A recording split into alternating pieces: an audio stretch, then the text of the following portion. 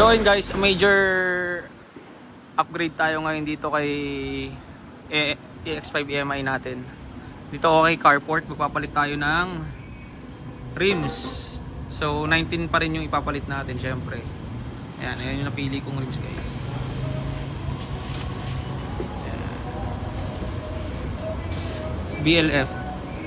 Yung goma natin yun pa rin gagamitin natin kasi same ano lang naman sila. Same size lang naman din. Pero yung mags na ipapalit natin is 8.5.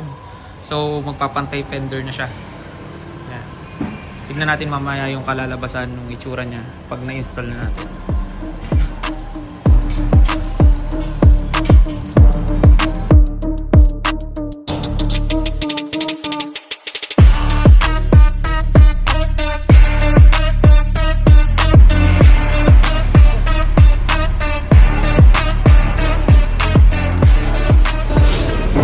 Tanggal na nila yung gulong.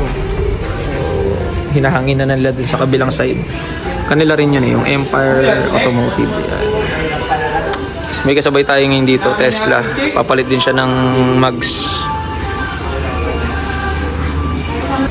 So yun guys, nakasalpak na lahat. Kaya lagyan na lang nila ng tire block.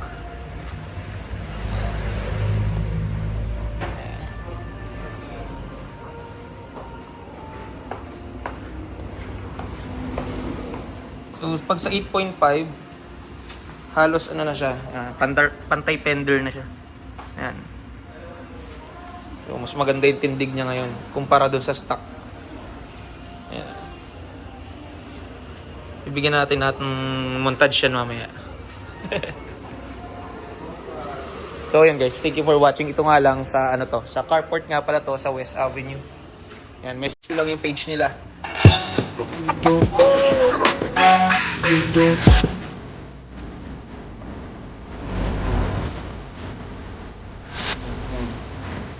Oh, tina.